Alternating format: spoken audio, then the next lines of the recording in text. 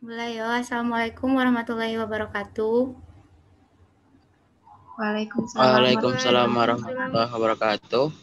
Perkenalkan, kami dari kelompok 6 akan mempresentasikan tentang hubungan sekolah dan masyarakat, di mana anggota kelompoknya ada Fikri Ardiansyah, Mas Elin Wulandari, Dia Aningrum, dan Tiara Nurmadanti. Nah, untuk materi yang pertama akan dijelaskan oleh saya sendiri. Oke, yang pertama itu pengertian humas atau hubungan sekolah dengan masyarakat. Nah, sekolah ini berada pada tengah-tengah masyarakat, di mana sekolah itu bisa dikatakan sebagai pisau yang bermata dua. Yang pertama itu untuk menjaga kelestarian nilai-nilai positif yang ada di masyarakat, dan yang kedua itu sebagai lembaga yang mendorong untuk perubahan nilai dan tradisi. Nah, menurut Neolaka pada tahun 2017, pada halaman 67, tugas sekolah itu menjadi sangat penting dalam menyiapkan anak-anak di kehidupan masyarakat. Nah, masyarakat itu merupakan suatu lingkungan pendidikan yang pengaruhnya sangat besar terhadap perkembangan individu. Nah, yang kedua ada menurut Umar pada tahun 2016, yaitu sekolah dan masyarakat adalah lingkungan yang tidak bisa dipisahkan. Kenapa? Karena sekolah itu sebagai tempat belajar, sedangkan lingkungan masyarakat merupakan tempat mengimplikasikan dari proses pendidikan di sekolah. Oke, yang kedua ada unsur-unsur hubungan sekolah dengan masyarakat. Nah, yang pertama itu menurut Hermino pada tahun 2013, unsur-unsur yang terlibat dalam hubungan sekolah itu ada 3, di mana terdiri dari sekolah, orang tua siswa, dan murid serta gurunya. Nah, yang pertama itu sekolah. Sekolah itu sebagai pusat pendidikan formal merupakan perangkat masyarakat yang disertai kewajiban untuk memberikan pendidikan.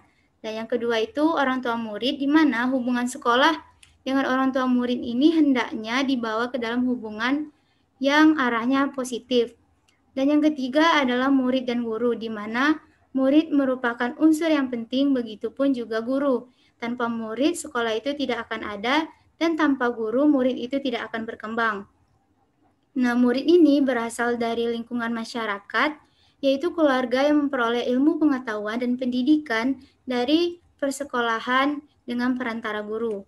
Nah, kemudian ada unsur-unsur yang menurut Sunaingsi pada tahun 2017, pada halaman 159 sampai 161, beberapa pihak yang turut andil dalam pembentukan hubungan sekolah dengan masyarakat itu, yang pertama itu ada orang tua, ada guru, dan komite sekolah.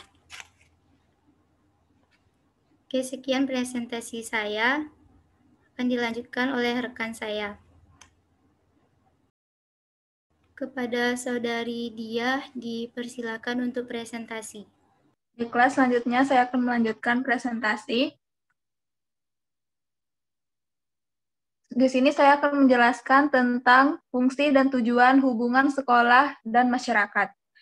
Yang pertama ada menurut Maskur dalam jurnalnya pada tahun 2018 halaman 2.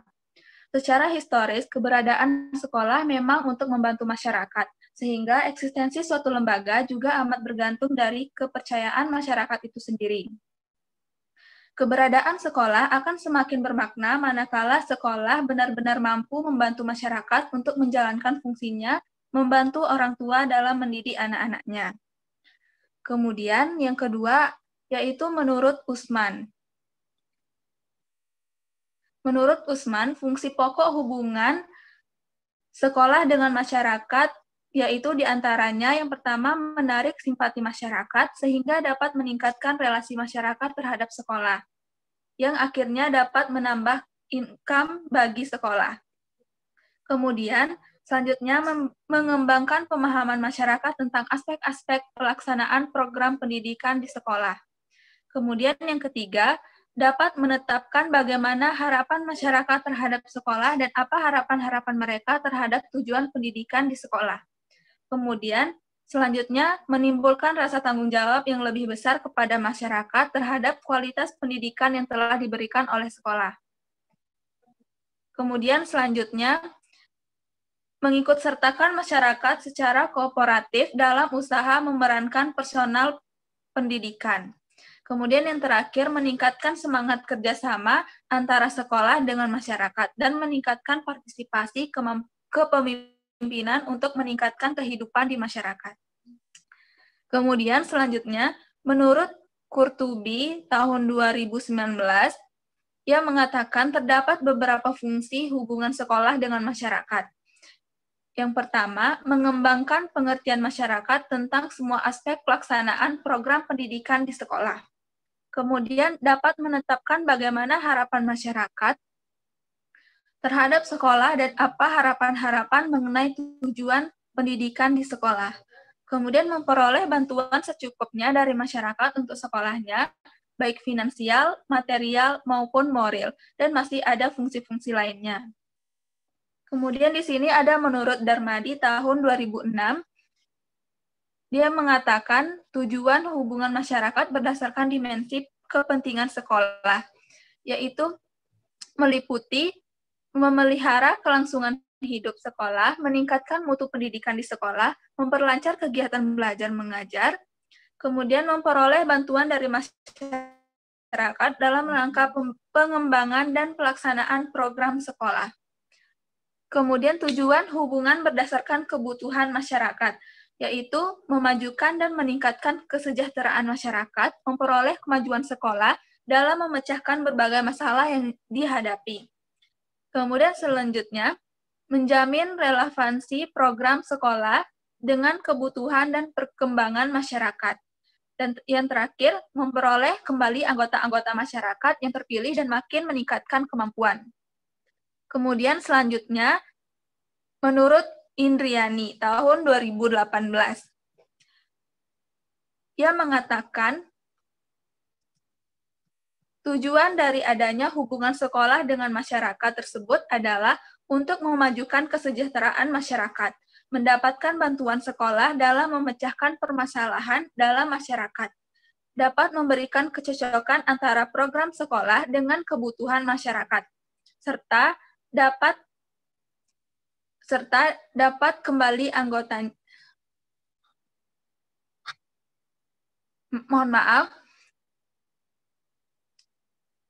Serta mendapatkan kembali anggota-anggota masyarakat yang berdedikasi tinggi.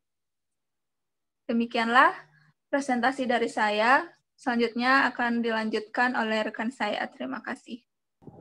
Baiklah, di sini saya akan melanjutkan materi tentang hubungan sekolah dan masyarakat. Slide selanjutnya, yaitu adapun hubungan sekolah dan masyarakat. Menurut Shafira, 2018, halaman 2, sekolah memerlukan adanya partisipasi dari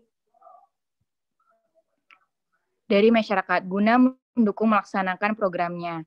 Tanpa adanya pelibatan atau partisipasi dari masyarakat, sudah barang tentu programnya sekolah yang tersusun dengan baik tidak bisa berjalan sesuai dengan rencana, yang berujung pada ketidakcapaian mutu pendidikan. Nah, selanjutnya itu menurut Batix, tahun 1997, salah satu aspek konteks sekolah yang berpotensi penting untuk tingkat masalah perilaku adalah sejauh mana sekolah merupakan komunitas fungsional, yaitu lingkungan yang dicirikan oleh hubungan impersonal yang peduli dan mendukung, kesempatan untuk berpartisipasi dalam kegiatan sekolah, dan pengembalian keputusan, dan berbagai norma, tujuan, dan nilai. Adapun prinsip dan jenis hubungan sekolah dan masyarakat. Yang pertama menurut Nur Fariza dan Afriansyah tahun 2009, yaitu prinsip-prinsip sekolah adalah yang pertama prinsip otoritas, yaitu bahwa Husemas harus dilakukan oleh orang yang mempunyai otoritas. Yang kedua yaitu prinsip kesederhanaan, di mana bahwa program hubungan sekolah dan masyarakat harus sederhana dan jelas. Yang ketiga yaitu prinsip sensitivitas, yaitu dalam menangani masalah yang berhubungan dengan masyarakat sekolah. Yaitu terakhir menurut Sundari dan Solin berpendapat pada tahun 2019, jenis-jenis hubungan sekolah dan masyarakat apabila sekolah dipandang sebagai suatu organisasi sosial, maka organisasi tersebut mempunyai lingkungan di mana ia memperoleh pengaruh dan membutuhkan hubungan. Yang pertama yaitu hubungan masyarakat internal, yaitu hubungan masyarakat yang dijalin oleh dan di antara unsur-unsur yang membutuhkan. Dan selanjutnya yaitu hubungan masyarakat eksternal, yaitu humas yang dijalin oleh dan di antara sekolah dengan lembaga negeri, yaitu lembaga swasta dan lembaga perorangan di luar organisasi sekolah yang bersangkutan. Dan selanjutnya materi yang akan dilanjutkan oleh rekan saya. Baiklah, saya Fikri Ardiansyah, saya akan menjelaskan mengenai teknik-teknik hubungan sekolah dengan masyarakat. Yang pertama, selanjutnya, yaitu menurut Juhji pada tahun 2020. Secara garis besar, teknik-teknik hubungan masyarakat yang dapat diterapkan dalam pengembangan lembaga pendidikan adalah, yang pertama adalah teknik tertulis. Dalam teknik tertulis ini ada beberapa hal yang dapat dilakukan. Yang pertama yaitu buku kecil pada permulaan tahun ajaran baru, di mana buku kecil ini berisikan tentang tata tertib, syarat-syarat masuk, dan hari-hari libur ataupun hari-hari efektif dalam tahun ajaran. Berikutnya yaitu pamflet. Pamflet ini berisikan sejarah-sejarah pendidikan, staf pengajar, dan fasilitas-fasilitas yang berada pada sekolah tersebut. Berikutnya yaitu informasi aktivis peserta didik. Berita dibuat sesederhana mungkin pada selebaran kertas yang berisikan informasi singkat tentang kegiatan-kegiatan yang dilakukan di sekolah.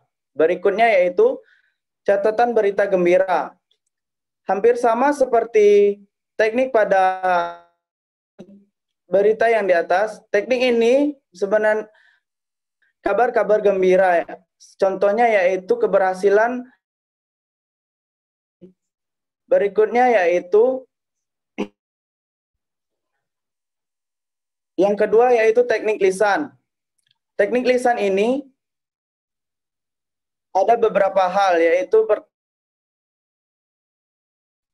dalam rangka mengadakan hubungan dengan masyarakat, pihak sekolah dapat mengadakan kunjungan rumah ke wali murid atau masyarakat yang ada di sekitar sekolah. Berikutnya yaitu pertemuan wali murid. Mereka akan mendapat penjelasan lebih spesifik tentang perkembangan pendidikan di lembaga tersebut. Berikutnya yaitu pertemuan. Sekolah mengundang wali murid dalam acara pertemuan khusus. Yang berikutnya yaitu teknik peragaan. Sekolah elektronik. Dalam perkembangan zaman, teknik elektronik ini sering dilakukan. Misalnya dapat dilakukan dengan menggunakan email, telepon, televisi maupun radio. Berikutnya menurut Ikhwan pada tahun 2018, ada beberapa teknik yang dapat dilakukan untuk memberikan gambaran tentang sekolah yang perlu diketahui oleh masyarakat. Yang pertama yaitu teknik tertulis dalam bentuk laporan kepada orang tua, buletin, pamflet, dan lain-lain. Berikutnya adalah teknik lisan yang dilakukan dengan kunjungan ke rumah wali murid ataupun tokoh masyarakat. Berikutnya yaitu teknik peragaan. Dan yang terakhir adalah teknik elektronik seperti telepon, dan media televisi. Sekian dari saya, terima kasih. Oke, sekianlah presentasi dari kelompok 6. Apabila ada kesalahan, kami mohon maaf. Dan untuk sesi tanya jawab akan kita lakukan di kesempatan berikutnya. Nah, akhir kata, kami mohon maaf dan kami undur diri. Wassalamualaikum warahmatullahi wabarakatuh dan terima kasih atas partisipasi teman-teman semua. Waalaikumsalam warahmatullahi wabarakatuh. Warahmatullahi wabarakatuh.